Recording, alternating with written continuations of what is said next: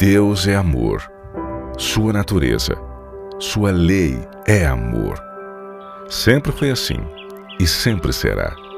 Cada parte da criação, desde o mais pequeno inseto que flutua debaixo de um raio de sol, até as grandes galáxias nos confins do espaço, tudo é a expressão de seu amor inescrutável.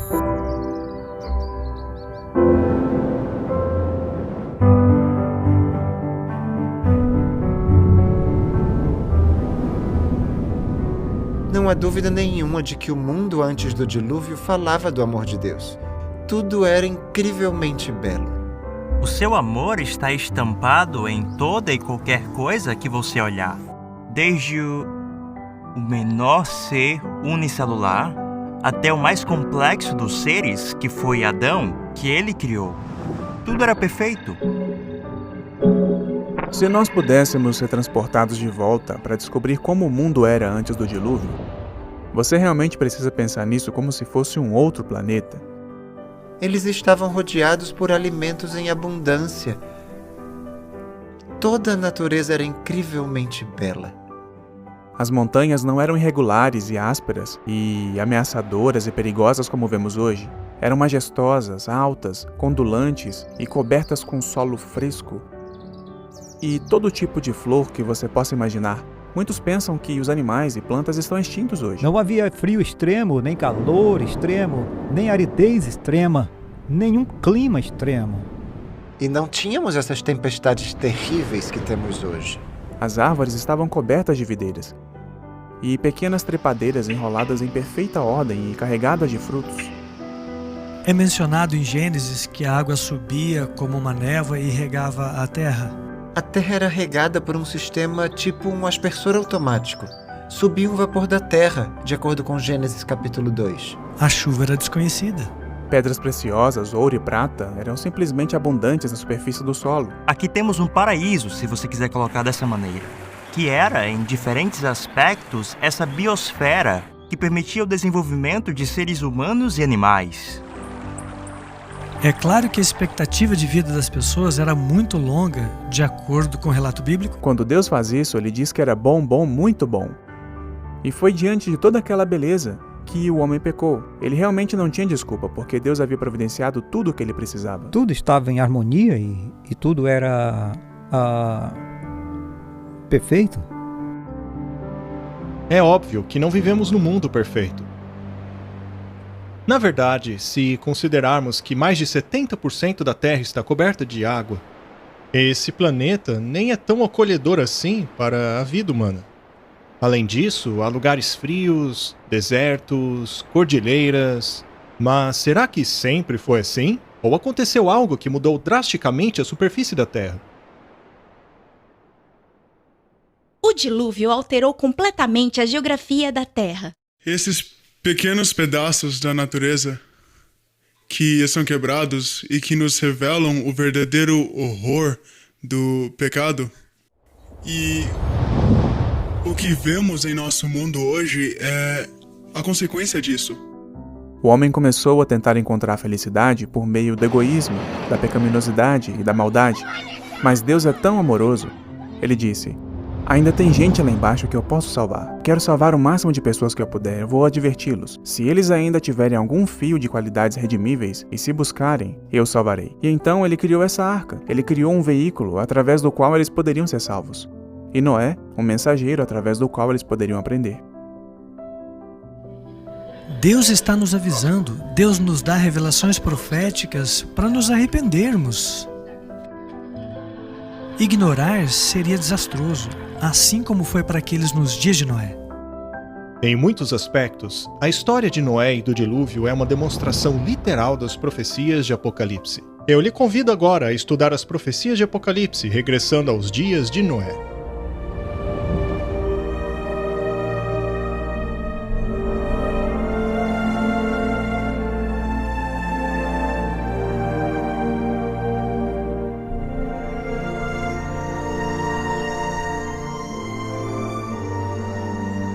Nos dias de Noé, havia sinais de decadência, mas a terra ainda era rica e formosa graças à providência divina. As colinas eram coroadas de majestosas árvores e sustentavam ramos carregados de frutas. As planícies vastas, semelhantes a jardins, exalavam a fragrância de milhares de flores. Os frutos da terra eram de grande variedade, quase sem limites. As árvores sobrepujavam em tamanho, beleza e proporção a qualquer uma que hoje exista. Sua madeira era fina e nobre, muito parecida com a pedra e quase tão durável como esta. O ouro, a prata e pedras preciosas existiam em abundância. A raça humana ainda conservava muito de seu vigor inicial. Apenas poucas gerações se passaram desde que Adão tivera acesso à árvore da vida. A existência do homem ainda se media por séculos.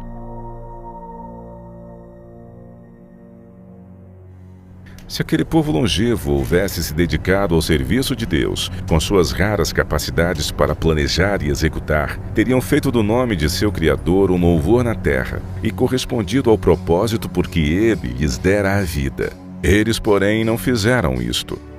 Havia homens de grande estatura e famosos por sua sabedoria, habilidosos para imaginar as mais maravilhosas obras. Sua culpa, porém, ao dar rédeas soltas à iniquidade, estava em proporção com a sua perícia e habilidade mental.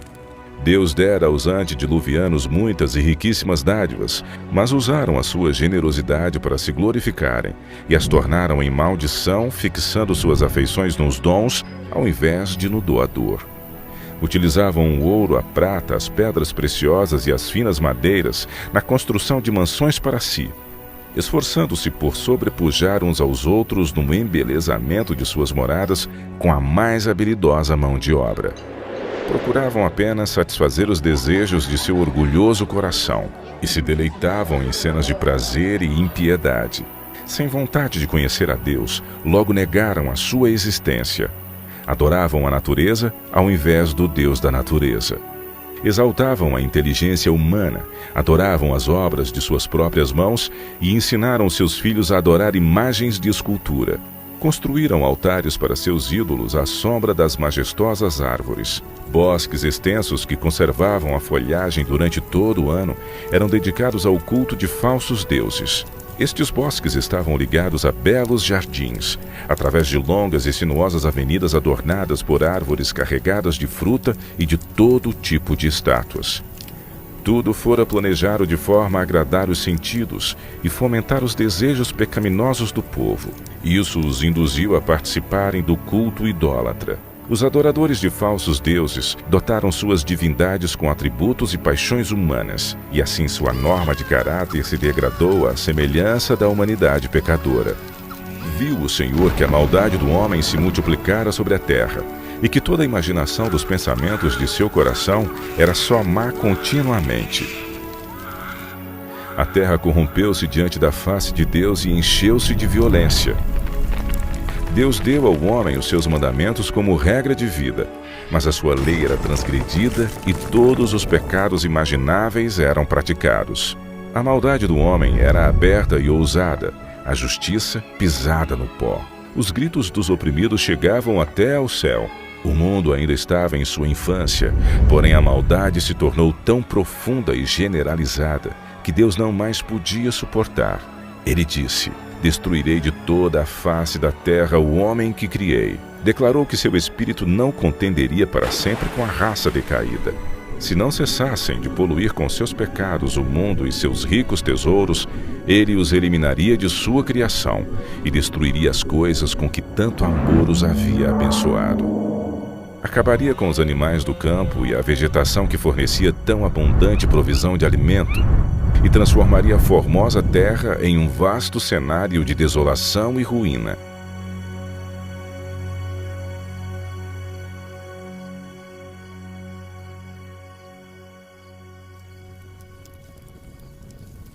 "120 anos antes do dilúvio, o Senhor declarou seu propósito a Noé por meio de um santo anjo e ordenou-lhe construir uma arca. Enquanto construía a arca, ele deveria pregar que Deus traria um dilúvio de água sobre a terra para destruir os ímpios. Os que crescem na mensagem e se preparassem para aquele acontecimento pelo arrependimento e reforma de vida, encontrariam perdão e seriam salvos. Deus deu a Noé as dimensões exatas da arca e instruções explícitas com relação à sua construção em todos os pormenores. A sabedoria humana não poderia ter concebido uma estrutura de tão grande resistência e durabilidade. Deus foi o projetista e Noé o construtor-chefe. Tinha uma altura de 3 andares, com apenas uma porta que ficava na lateral. A luz entrava por cima e os compartimentos foram arranjados de tal forma que eram todos iluminados. O material empregado na construção da arca era o cipreste ou madeira de gopher, a qual estaria isenta de apodrecimento durante centenas de anos. A construção dessa imensa estrutura foi um processo lento e trabalhoso. A arca, por si mesma, não poderia resistir à tempestade que viria sobre a terra. Unicamente Deus podia preservar seus servos das águas tempestuosas. Noé, pela fé, quando foi avisado divinamente das coisas que ainda não se viam, temeu e, para a salvação de sua família, preparou a arca pela qual condenou o mundo e foi herdeiro da justiça que é segundo a fé. Enquanto Noé pregava sua mensagem de advertência ao mundo, seu trabalho testemunhava de sua sinceridade. Assim, a sua fé foi aperfeiçoada e manifestada. Deu exemplo ao mundo ao acreditar naquilo que Deus havia dito. Tudo o que possuía, ele empregou na arca. Enquanto construía aquele imenso barco em terra seca, multidões de todos os lados vinham para assistirem à estranha cena e ouvirem as palavras fervorosas daquele pregador tão especial. Cada martelada desferida naquela arca era um testemunho para o povo. Ainda assim, não se arrependeram diante de Deus, não quiseram renunciar a seus pecados. Durante o tempo que se passou antes da chegada do dilúvio, a fé deles foi provada e não suportaram a prova. Vencidos pela incredulidade da maioria, voltaram-se aos seus companheiros anteriores, rejeitando a solene mensagem. Alguns ficaram profundamente convencidos e teriam atendido às palavras de aviso, mas tantos eram os que zombavam e ridicularizavam que acabaram participando do mesmo espírito. Nem todos os homens daquela geração eram idólatras no sentido mais amplo do termo. Muitos professavam adorar a Deus. Diziam que seus ídolos eram representações da divindade e que por meio deles o povo poderia obter uma concepção mais clara do ser divino. Esforçando-se para representarem a Deus por meio de objetos materiais, cegaram a mente ao poder e majestade do Criador. Deixaram de ver a santidade de seu caráter ou da natureza sagrada e imutável dos seus mandamentos. À medida que o pecado se generalizava, este parecia cada vez menos grave. E finalmente declararam que a lei divina não estava mais em vigor, que era contrário ao caráter de Deus castigar a transgressão, e acabaram negando que os seus juízos cairiam sobre a terra.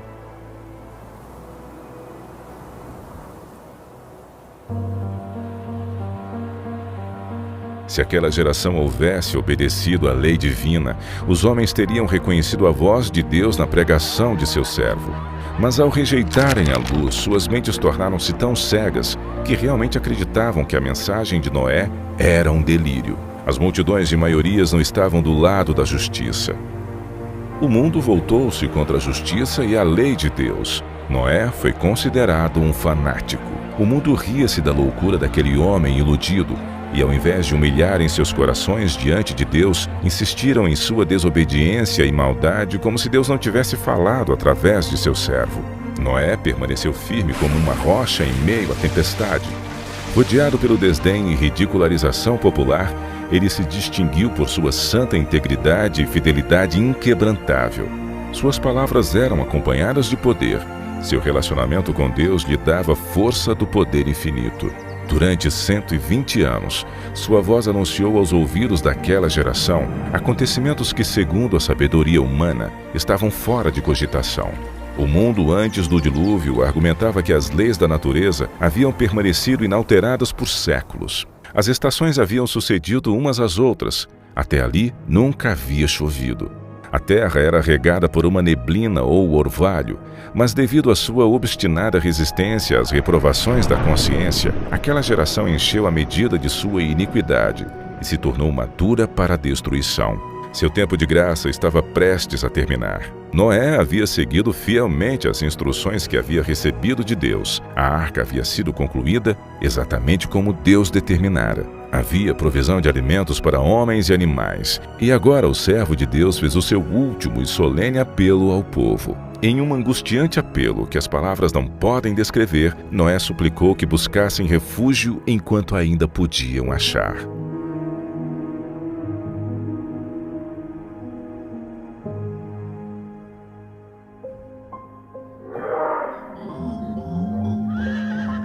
Animais de todos os tipos, desde os mais ferozes até os mais mansos, foram vistos vindo das montanhas e florestas, encaminhando-se silenciosamente para a arca. Ouviu-se então um ruído como um forte vento, e eis que surgiram aves de todos os lados e em tal quantidade, que chegaram a escurecer os céus e em perfeita ordem entraram na arca. Ao contrário daqueles animais, os homens não obedeceram a Deus. Guiados por anjos de 2 em 2, entraram na arca macho e fêmea, assim como Deus ordenara. Os animais limpos de 7 em 7, o mundo contemplava maravilhado. Alguns tiveram medo e chamaram seus filósofos para explicarem aquele estranho fenômeno. Ainda assim foi em vão, pois era um fenômeno que não podiam compreender. Deus ordenou a Noé: entra tu e toda a tua casa na arca, porque te achei justo diante de mim e desta geração. O mundo havia rechaçado as advertências de Noé, mas a sua influência e exemplo foi uma bênção para sua família. Como recompensa de sua fidelidade e integridade, Deus salvou com Noé todos os membros de sua família.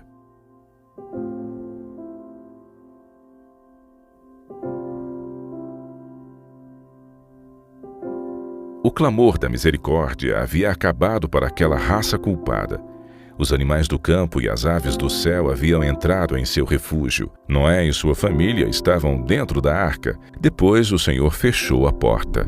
Viu-se um lampejo de luz deslumbrante e uma nuvem de glória mais vívida que o relâmpago que desceu do céu e pairou diante da porta da arca. A porta maciça, que não poderia ser fechada pelos que estavam dentro, foi lentamente fechada por mãos invisíveis.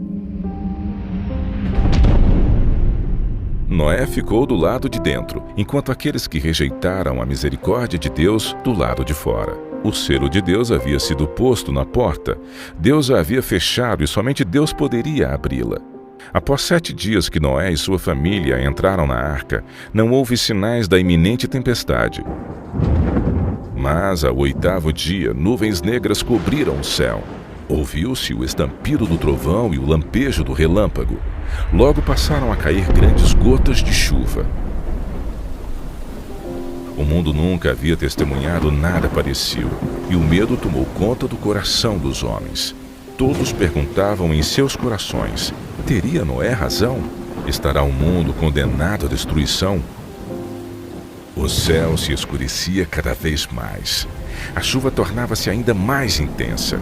Os animais corriam aterrorizados, seus gritos discordantes pareciam lamentar seu próprio destino e o da humanidade. Se romperam então as fontes do grande abismo, e as janelas do céu se abriram.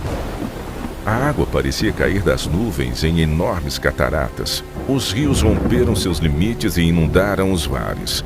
Jatos de água irrompiam da terra com força indescritível, arremessando pedras maciças para o ar, que quando caíam se enterravam profundamente no solo. Os altares onde haviam oferecido sacrifícios humanos foram destruídos, e os idólatras temeram diante do poder do Deus vivo, compreendendo que a causa de sua ruína foi a destruição e a idolatria. À medida que a violência da tempestade aumentava, árvores, edifícios, rochas e terra foram lançados em todas as direções. Por cima do rugido da tempestade, era possível ouvir os lamentos de um povo que havia desprezado a autoridade de Deus. Muitos estavam frenéticos de medo e esticaram seus braços à arca, implorando para lhes permitirem entrar. Suas súplicas, porém, foram em vão e se convenceram de que há um Deus no céu que governa tudo. Alguns, tomados pelo desespero, tentaram romper a arca para entrar nela. Porém, a firme estrutura resistiu a todos os seus esforços. Outros se penduraram na arca, até serem arrancados pelas forças das águas ou caírem devido à colisão com rochas e árvores. Cada fibra da maciça arca tremia quando era golpeada pelos violentos ventos que a empurravam de um lado para o outro. Os gritos dos animais dentro da arca expressavam seu medo e dor. Ainda assim, apesar de toda a violência dos elementos, a arca continuava flutuando em segurança. Algumas pessoas tomaram seus filhos e agarraram-se aos lombos de animais, sabendo que estes procurariam salvar as suas vidas subindo nas montanhas mais altas, a fim de escapar da água que não parava de subir. Outros se ataram às altas árvores que estavam no cume das montanhas. Refúgio após refúgio que prometia segurança acabava sendo abandonado.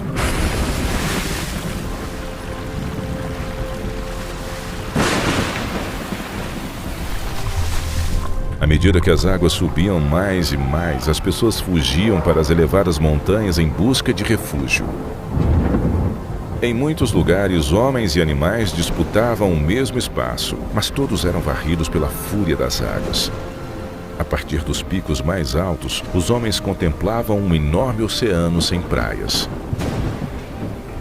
As solenes advertências do servo de Deus já não eram mais motivo de zombaria e chacota. Como desejavam aqueles pecadores condenados recuperarem a oportunidade que deixaram passar. Mas a doce voz de misericórdia não seria mais ouvida. O amor, não menos que a justiça, exigia que os juízos de Deus pusessem um fim ao pecado.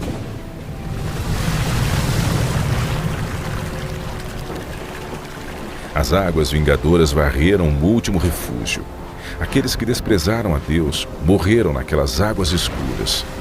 Pela palavra de Deus, aquele mundo pereceu coberto com as águas do dilúvio. Mas os céus e a terra que agora existem estão reservados pela mesma palavra para o fogo até o dia do juízo e da perdição dos homens ímpios. Outra tempestade está por vir, e pecado e pecadores serão destruídos. Em Mateus 24, do verso 37 ao 39, Jesus fala como os dias de Noé seriam uma imagem daquilo que acontecerá no fim dos tempos. Assim como foi nos dias de Noé, assim também será a vinda do Filho do Homem. Ele conta como as pessoas conduziam sua vida diária, casando-se, dando-se em casamento, comendo e bebendo, e eles não estavam prestando atenção, e eles não sabiam que o dilúvio estava vindo, apesar dos 120 anos de pregação. E assim também será, ele diz, a vinda do Filho do Homem. A história está se repetindo. Eu estou certo de que o Senhor está olhando para nós do céu e Jesus disse, como foi nos dias de Noé, assim será nos dias do Filho do Homem.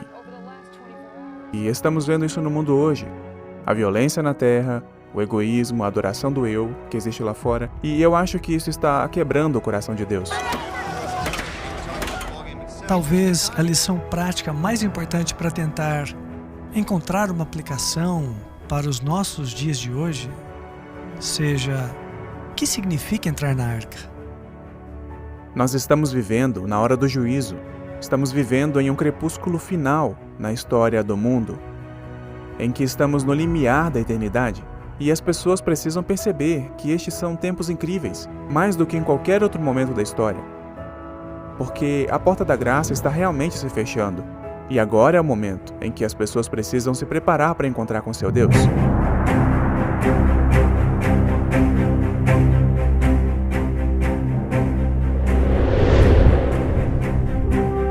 O que aconteceu antes do dilúvio vai acontecer de novo, logo antes da segunda vinda de Cristo. Aqueles que não têm perspectiva, os que não estão atentos à mensagem bíblica, eles continuarão como estão, seguindo o curso normal da vida, e eles não verão o fim chegar. Eu sou Jeff Wright, diretor do Layman Ministries. O que você verá agora não se parece com nada do que já viu antes. Não apenas investigaremos a história do dilúvio, mas também estudaremos as raízes da evolução e como ela influenciou o Ocidente. E o mais importante, veremos como a história de Noé ajuda a explicar as páginas da profecia bíblica. Essa é a história de Noé e do dilúvio como você nunca viu antes.